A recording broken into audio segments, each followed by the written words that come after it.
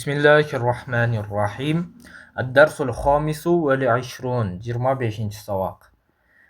Sözlerdi menen tanışabız. Uzunun kulak. Aynun göz. İnsanun insan, adam. Nasun adamlar.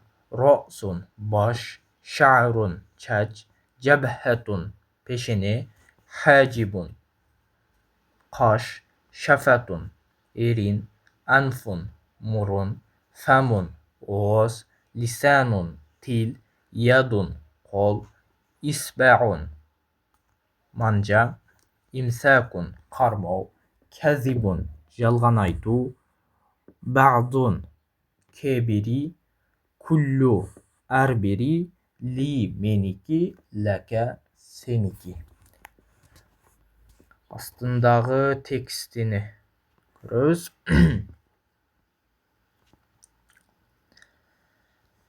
Haza insanun. Bul adam. Bul insan. Haza anfun. Bul murun. Lil insani ra'sun vahidun ve anfun vahidun ve famun vahidun ve lisanun vahidun. İnsanda bir başı, bir murunu, bir ozu, cana bir tili var. Bil uzuni nesma'u ve bil lisani netekellemu ve bil femi ne'kulu. Kulak menen uğabız, cana til menen süylöybüz, cana oğuz menen jeybiz. Bil yedi nusmiku ve bil ayni nara. Kol menen karmaybız, cana köz menen köröbüz. Emsik hazel kaleme biyedik. Karma bul kalemdi kolun menen degen söz. Kolun menen bul kalemdi karma. İhfaz lisaneke minel kezibi. İhfaz sakta, lisaneke tilindi, minel kezibi yalgandan. Şa'ru Mahmudin tavilun ve şa'ru Ahmed'e kasirun. Mahmud'un çaçı uzun, cana Ahmet'in çaçı kıska. İghsil yedeke qablel ekli ve ba'del ekli. Kolundu ceştin murda, cana ceginden kiyin. Meta ra'ayte selimen ya ahi. Kaçan gördün Salimdi ey inim. Ra'aytuhul yevme qabla zuhri. Bugün gördüm anı peşimden kiyin. Ra'aytu sahibi feriden ba'del mağribi yel'abu fil cüneyneti. Dostum Farid'i gördüm.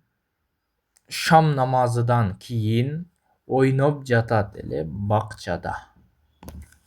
Nimtel yevme bakiron cidden. Uxtadım bugün ayavay erte. Bazı telemizati muctehidune ve bazıhum kusale. Kevir okuçular hareketçil, cana kebiri calqov. Likulli yedin hamse asabi'e. Ar bir kolda 5 manca var. El-ibhamu baş parmak. Es-sebbabetu sövmöy. El-usta atıcık, orton kol. El-binsaru atıcık. El-hinsaru çıpalak. Fis-seneti isne aşara şehron ifranciyen. Bir yılda 12 ay var Avrupaça.